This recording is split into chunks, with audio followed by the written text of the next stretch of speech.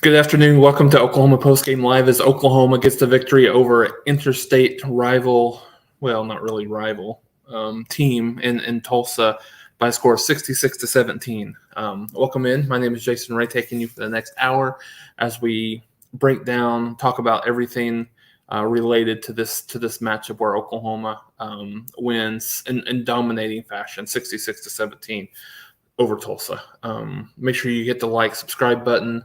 We simulcast this one from our SG1 Oklahoma channel and our Big 12 channel as well. If you're not subscribed to the Big 12 channel, make sure you do. If you're not subscribed to the SEC channel, make sure you do. Everything going forward, starting with next year, will be on the SEC channel, but certainly this year we'll continue to simulcast both from the SG1 OU channel as well as the Big 12 channel. So make sure you join us. And then make sure you join us every Wednesday. Mark and I go live typically 11:30 a.m., give or take from time to time, but we will go live every Wednesday.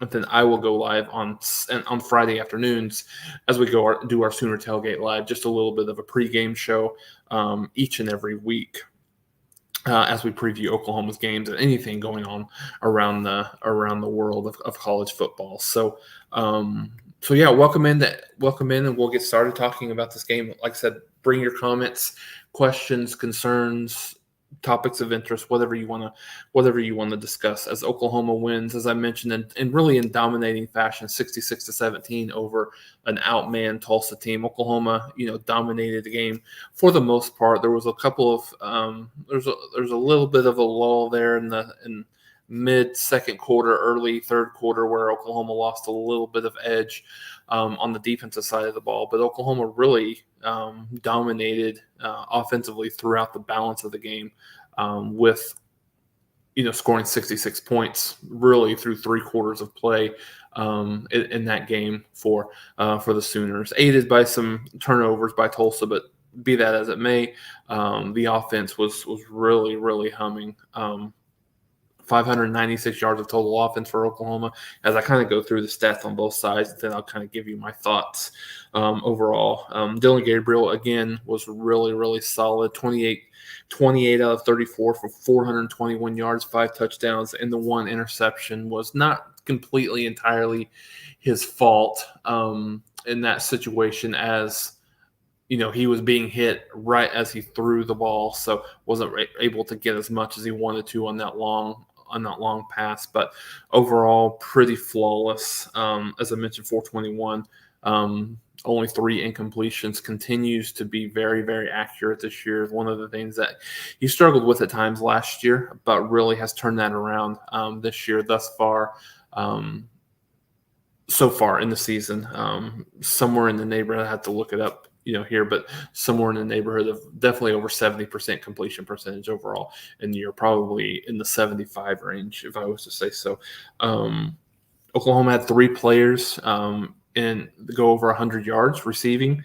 Jilo Farouk, six catches for 126 yards and a touchdown, rebounded really well off of that long kickoff return to start the game and the fumble. Nick Anderson, 3 catches for 120 yards and 3 touchdowns. All three of his catches going for scores. And then Andrew Anthony, 4 catches for 112 yards, did not get in the end zone. Drake Stoops had 68 yards, I believe, with a couple of touchdowns in this game as well. So defensively, like I mentioned, there was a couple of series there in the second quarter or in the early third quarter where they lost their it appeared as though they lost their kind of their steam a little bit, and struggled, particularly in the back end of the secondary. Reggie Pearson on a couple of situations struggled a little bit on a couple of double moves, but all in all, it was still, I think, ultimately, when you put everything together, it was a solid defensive performance, without a doubt.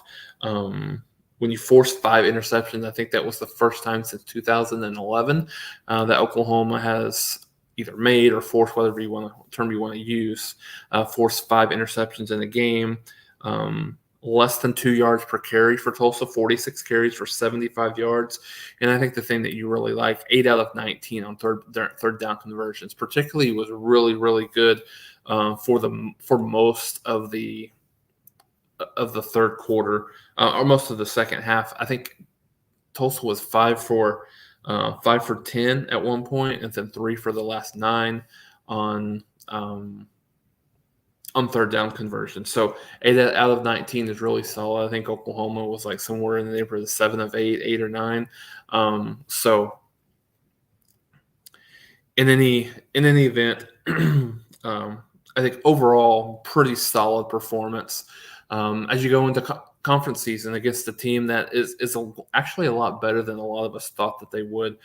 Cincinnati is really solid up front. So as we look at kind of individual units, as I mentioned, quarterback play was really solid.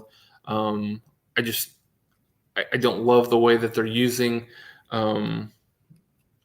Jackson Arnold in these, in these QB lead situations. I don't think that's the best. I don't think that's the best situation. I was caught a little bit of grief, but I was a little critical of the only a couple of plays late in the first half in terms of play calling, where they were moving the ball down the field at ease throughout the game, and then they brought in Jackson Arnold for a play that really should have been caught for a touchdown. Was a little bit of a more difficult throw. But a difficult catch. Probably could have tossed it a little bit easier. But on the third down play, the QB lead or the Belldozer play, just don't. He's not that kind of a guy right now. So don't necessarily just love that play call. So I kind of got roasted on Twitter a little bit for that, but just didn't love that overall. But besides that. Levy did a really, really solid job opening up the playbook, throwing the ball. And I think that's probably going to be the recipe for success for Oklahoma as you go throughout the season. I think this team is going to rely on the pass and the wide receiver group, maybe a little bit more than they have in the past. I think and this is not me dooming, I think right now it's a little bit of a concern, the interior of the offensive line, particularly in a run blocking situation. Still struggled a little bit.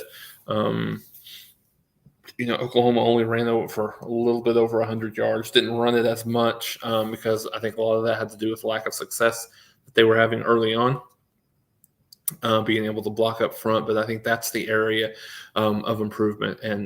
And Cincinnati has 2 really, really solid nose tackles down in the middle of the interior of the defense. So I think that'll be very interesting to watch as you continue watching this team. Obviously, next week, next week is the big one before Texas, because Iowa State is not a good football team. They lost to Ohio. I think it was 10-7 today. So Iowa State should be a game that you feel comfortable. They're going to play good defense, but cannot score consistently. So I think next week is the tougher certainly the tougher of the 2 before you head down to Dallas, and what could be a gigantic game. It always is, but both of those teams coming in 5-0 could be for the first time in a while. When you look at when you look at what that game could be, always big, but coming in for undefeated. I think again this year, 2011, I think that's the last year, believe it or not, both teams could come into this game undefeated. And certainly Texas has some challenges of their own. They go to Baylor next week and then host Kansas before Red River. So I think Oklahoma has a little bit of an easier schedule, but Tennessee.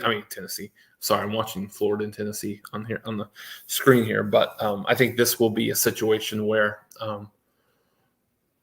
we'll provide a solid test for Oklahoma in the areas that they need to be tested. So Oklahoma really hasn't been tested to a large degree yet. A little bit against SMU, but I think this will be a solid road test coming up for Oklahoma. But in this game, like I said, I think what you saw a little bit today and where the defense was struggling a little bit, there was a lot of substitutions. Gentry Williams came out of the game. I think he came back a couple of times, but didn't play a lot. And obviously Justin Harrington was out. Deshaun McCullough did not play that I saw at all. So I think as you go forward, you will certainly see this team. I think you'll see this team substitute less than what they are right now. Certainly. So I think he's just trying to get some guys, in the game, trying to get some guys that get some experience as they go on, should they need them. So don't really know anything about Justin Harrington, how severe the injury is, and when or if he'll be back here in the near future. Like I said, I think the Gentry Williams thing, he probably could have come in and played a lot more snaps if the game would have been a little bit more competitive.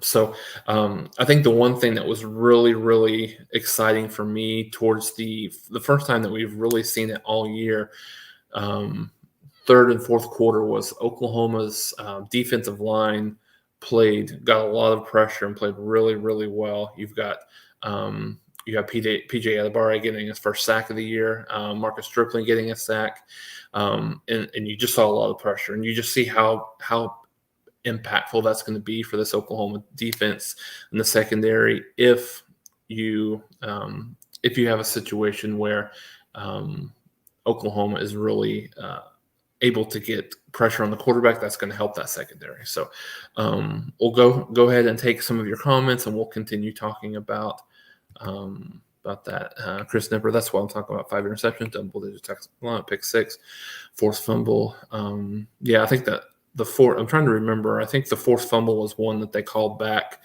was a situation that they called the play dead. But, I think that was probably a fumble that was a little bit saved by the so I think you got to take a little bit of the good with the bad, and it wasn't really that bad. There was just a couple of situations where some missed tackles on the secondary, but they capitalized on that. I think the thing overall for me, Chris, and just everyone listening here, is it's two straight weeks where Oklahoma's had a little bit of up against it to a certain degree, and they've responded well. This week, not necessarily that they were up against it, because they had a significant lead, 35-14, and then 42-17.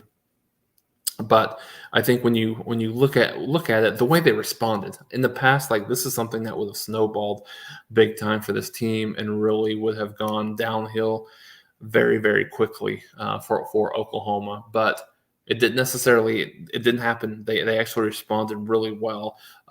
So, maybe that mentality's shaking loose a little bit. And so, I'm looking forward to next week. I think this is a game where, for Oklahoma, probably maybe a 7-point pick, somewhere in that neighborhood, 6 to 7 point pick against Cincinnati. So we will see. We'll see how that continues to go. And I realize there's a lot of comments here by Galactic Sooner, but I'm not going to go through each one of them. I'll talk about. I'll give him one little bit here, and we'll talk about that a little bit. Let's see. So I'll go back and check Oklahoma Sooners football, but I saw a stat earlier that said 2011 was the last time that Oklahoma had 5 interceptions in the game. 2003, certainly that could have happened that year as well. I don't disagree with that, but absolutely. So let's see. We do need to keep improving. I'll give you that. Hard to tell where we are until we play some real competition. Yeah, absolutely. I think, again, I'll just continue to say that the offensive line interiorly, Savion Byrd went out early in the game due to injury. I don't remember seeing him come back. Caden Green played. We even saw Jacob Sexton playing at the tackle a little bit, and so I think that's one thing it's going to be the biggest concern for me right now going ahead. So what are they going to be able to do against teams that are really, really strong and solid up front. So, I'm gonna address this comment here. I pride myself on not being a sunshine pumper. I like to think that I'm somewhere in the middle of being a doomer and a sunshine pumper. Really, just being honest in the way I see it. The mid-second quarter, early third quarter defense, was very, very concerning. Now, I was very happy with the way they turned that around, but I don't overreact or underreact too much to these games where Oklahoma's got a decided physical advantage. They have much, much better players than Tulsa. They have better players than SMU, and absolutely, they had better players than Arkansas State. But the one thing that I'll say about this team this year is against opponents like a Kent State last year, where they struggled. They struggled early on in that game, like opponents like UTEP, where they won the game by, I think, 24, 27 points. Like these games this year, even when they're struggling, they won this game by 49 points. They beat Arkansas State by 73 points. So I think those are things that are better than what they were last year. Yeah, there's some concerning items in certain areas, particularly when you look at where Oklahoma is on the interior of the offensive line. But I think it's going to be something that we see either improve or be something that Oklahoma has to game plan around, because you've got two of your next three opponents. When you look at Cincinnati being really, really stout up front, Iowa State's actually a pretty good defensive team, and then Texas up front, the best two nose tackles, interior defensive linemen, overall defensive line that Oklahoma's going to play all year, without a doubt. Chris, anyone think Texas back by beating Bama? Bama is fourth leading 1-1 UCF. Actually, USF 10-3. Yes, Alabama has not looked good at all. I mean, I still don't take a whole lot away necessarily from Texas. Texas is a really good football team this year. They believe they may be the best team in the country right now. Georgia struggled with South Carolina, only winning that game 24-14. Michigan is solid, but they haven't played anyone. It's a little too early to tell.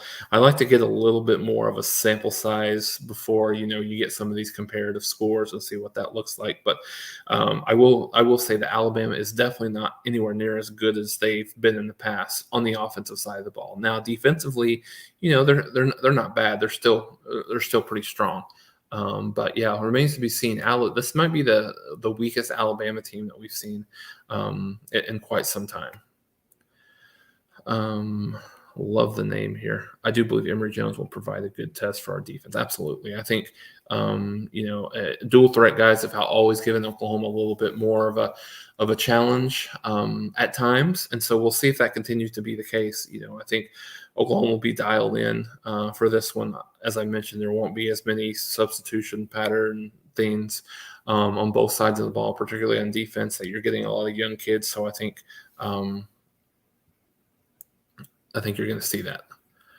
I think Alabama isn't the powerhouse it used to be. Yeah, this is particularly on the offensive side of the ball, this is the weakest team I think that I've seen in a while. They don't have playmakers at the wide receiver position. They don't have obviously the quarterback situation is bad. I don't know, those of you that watch this today and still are watching it. Ty Simpson played a little bit. Tyler Buckner got the start, Notre Dame transfer, and neither have looked good. I've not watched the game completely. I don't know if this has been a situation where Jalen Milroe has played at all. I don't think so. But still, 10-3, very, very unimpressive. I kind of thought Alabama was favored by like 33 points in this game. I thought this was going to be a game where they would bounce back and get everything going, but not looking impressive at all whatsoever. Offensive line may not be quite as good as they've been in the past. So Zach Johnson, Reggie Pearson didn't look good. No, I think there was a couple of situations, Zach with Reggie Pearson where he got bit by a couple of double moves and missed a couple of assignments, and so those things will get worked out. Yeah, but no, it wasn't the best. Excuse me, it wasn't the best day for Reggie Pearson, but he's a good player. He'll bounce back. I have no issues with that whatsoever. Drake Stoops looked very good out there today, hauling some great touchdowns. Drake Stoops is he's a guy that you never worry about. You know, he's going to be there. He's going to play. He's going to play really well.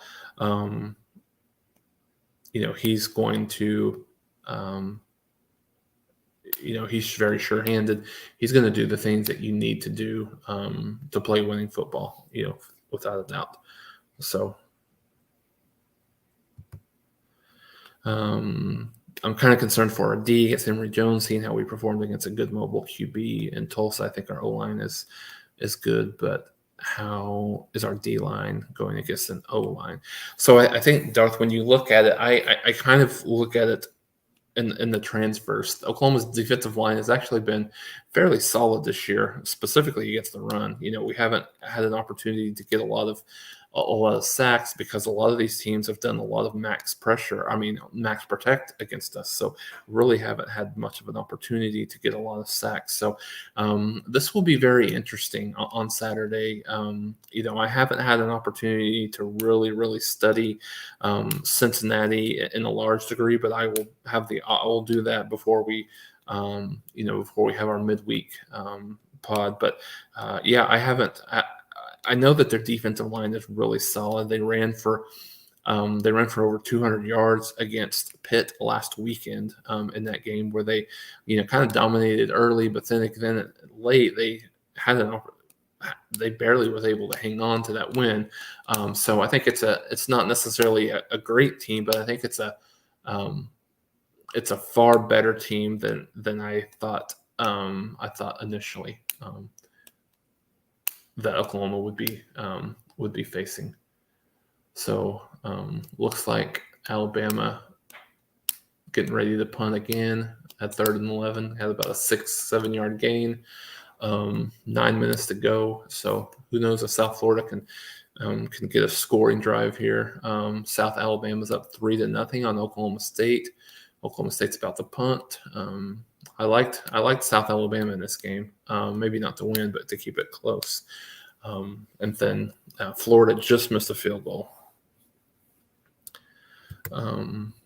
Secondary had some problems today. Yeah, I think it was not terrible, but you had some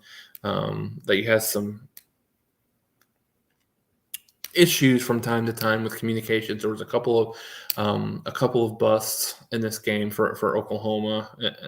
One, and by a couple of first-year players. One was from Makari Vickers, where they had, an underneath route, and then they had a deep route, and Vickers kind of bit on the underneath route and allowed the touchdown. And then I believe this was a 4th down play, if I remember right, 4th down and goal situation, or within in the red zone, where the Tulsa kid looked like he was going just for kind of an out route and did an out and then up, and just really cooked Reggie Pearson on that play. So he'll get better. He'll learn from that. He's an experienced player, so I certainly expect him to get a lot better from that performance, without a doubt. I better hear no praise for DG. He did what he should have done against Tulsa. He did nothing special. Secondary. I'll disagree on this one, on the DG, and I'm the first one that had been negative on DG's performance, but 28 out of 31 for 400 yards, 5 touchdowns. Yeah, I think he's a guy that's playing really at a very high level for Oklahoma right now.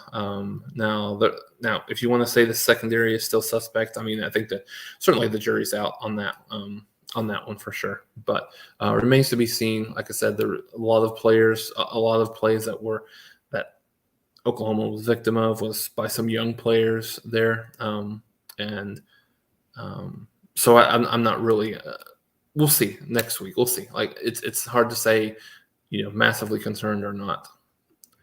We appreciate Mark for jumping in here. Thanks for the feedback, Mark. I appreciate it. Yes, absolutely. It's going to be fun to watch Cincinnati next week. And those of you that are interested, they play Miami of Ohio, I believe, right now on ESPN Plus. That game's going on currently.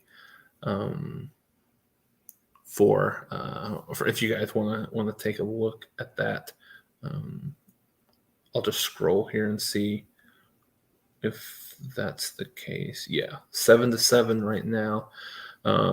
Cincinnati over Miami, Ohio. This is probably a terrible spot for Cincinnati in this game. I'm sure they're looking ahead to Oklahoma a little bit in this game.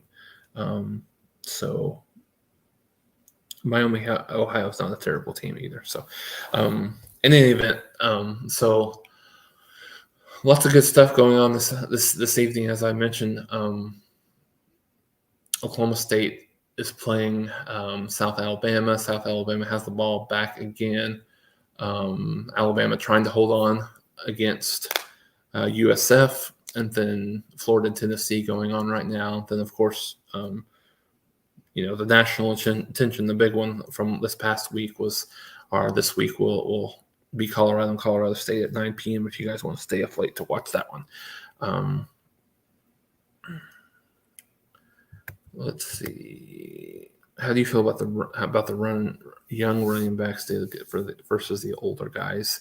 That we've been seeing. I think when you look at this, I think Gavin Sawchuk to me looks like he's still maybe not completely healthy. He played well, ran fine, but looks to be still a little bit. Was surprised that we saw so little of Tawee Walker today, and Marcus Major just sprinkled in a little bit. I still think they've got 4 guys that they feel good about.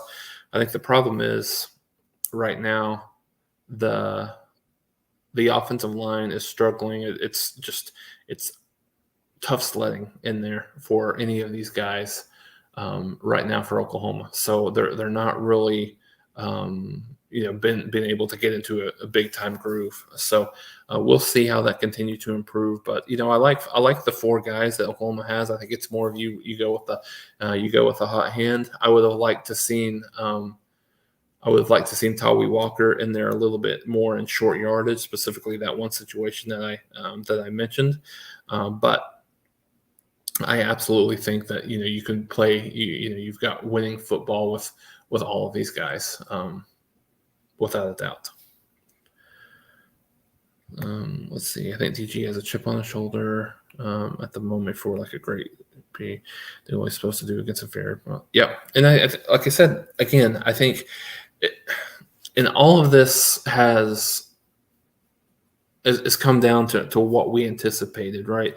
Oklahoma should have beaten 2 of these 3 opponents convincingly, and we knew that SMU would be a decent challenge, right? We'll continue to see how SMU plays through the remainder of the year. And as I say that, USF has a 4th and 1 that they just converted, it looks like, against Alabama here. 7.5 minutes to go. I agree. I think he's played really well, completed, like I said, around 80%. I'll look that up, what it looks like right now with his completion percentage right now for Oklahoma. But he's played really well. He's played really well early on for Oklahoma this year. So again, once the heat of the schedule starts, coming to fruition, then we will see, what that looks like. But right now, he looks solid. 11 touchdowns, 1 interception through 3 games, and that's that's with not playing the entire 4th quarter. Last week, today, that's with playing only a half of football in game 1. So he's got a little bit like 2.5 games there where he's where he's got some playing time. So Alabama just gets an interception. It looks like as USF was driving. USF is not a good football team, though. Just so you guys know, the fact that this game is close is an indictment on Alabama. Western Kentucky beat South Florida in the first game of the year, and Ohio State's beating Western Kentucky, I think like 63-10 was the last that I saw. So yeah, not a great day for the Big 12 right now. You saw Kansas State lose, and probably the game of the day thus far. As Missouri kicks a 61-yard field goal to end the game to win for Kansas State. I talked about a little bit about Ohio against and as I say that, South Alabama just scored a touchdown to go up 9-0 PAT pending for that.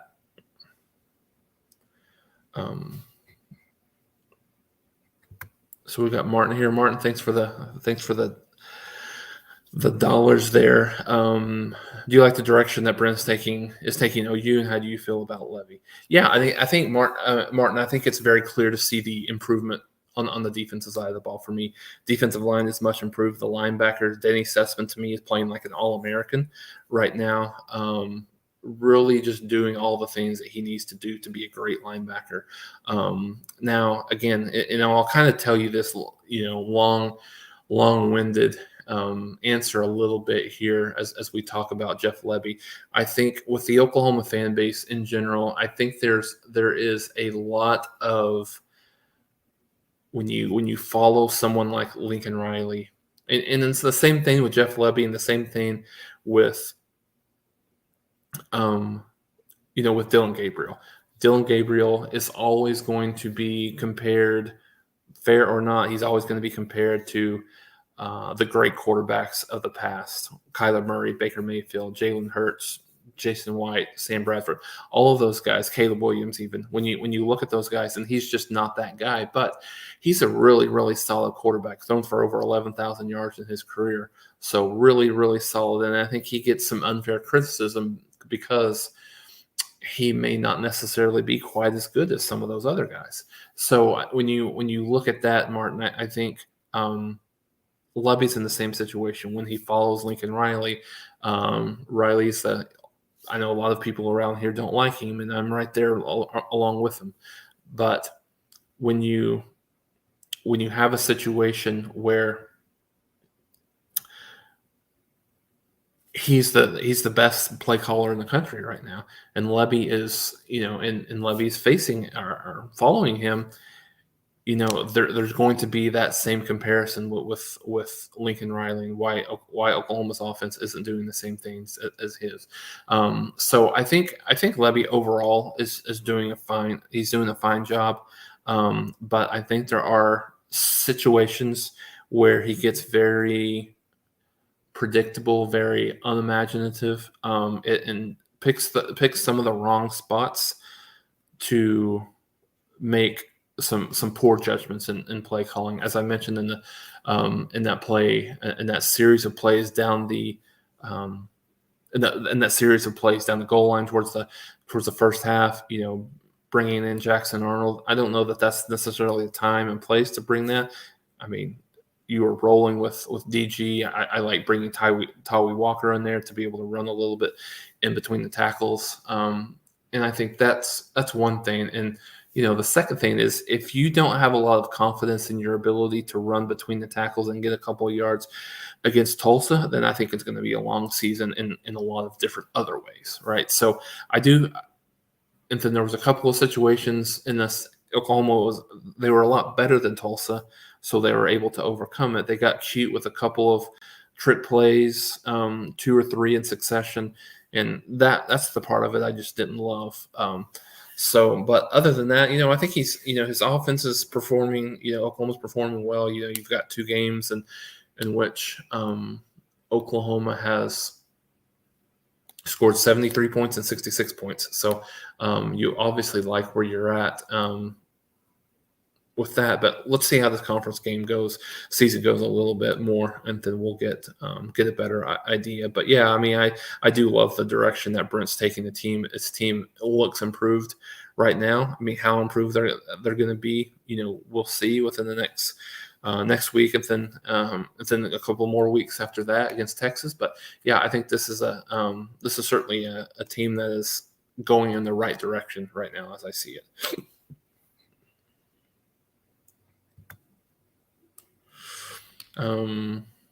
Again, Sooner fans a little bit like this other guy that was on here, very, very much dooming right now.